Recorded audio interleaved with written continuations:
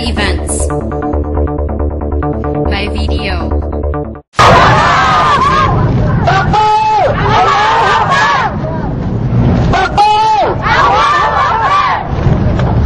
More than 100 Muslims held a protest in Manila against the government's plan to resume peace talks with Moro Islamic Liberation Front without a memorandum of agreement on ancestral domain. National President of Asalam Bangsamoro People's Association, Pendatong Disimban, claims there are more groups holding similar protests in other parts of the country. He also adds that the group is happy with the peace talks but is dismayed when the Supreme Court declared the Memorandum of Agreement on Ancestral Domain as unconstitutional.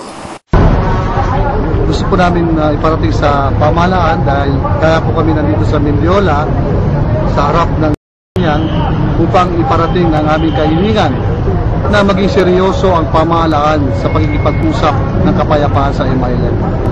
Sawang-sawa na kami sa giyera sa Mindanao. Nais na namin ang kapayapaan. Natuwa kami nung mag-usap ang gobyerno at ang MILF at nagkasundo sa pamagitan ng paglagda sa Memorandum of Agreement on Ancestral Domain. Dahil ito po ay isang daan para makamit ang tunay na kapayapaan sa Mindanao at mabigyan ng solusyon ng matagal na problema ng Bangsamoro.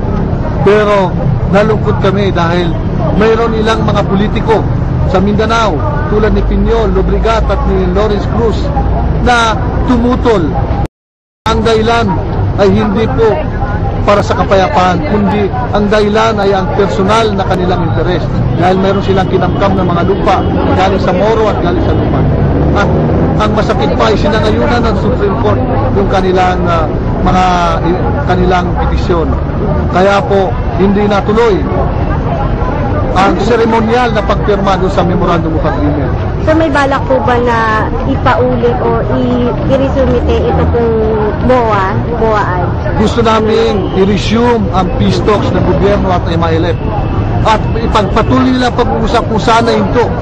At nahinto sila doon sa pagpirma, ceremonial signing ng MOA on AD. Ceremonial dahil ito po ay napagkasunduan na nila, na-initialan na nila. In fact, done deal na po yan.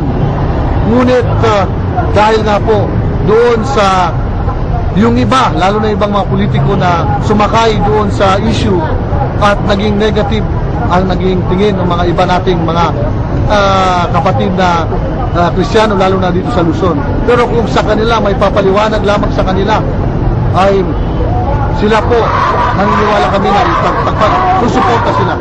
The Bangsamoro people want the government to realize that the only key to peace in Mindanao would be MOAAD. This is Marjorie Gorospe for Inquirer.net reporting.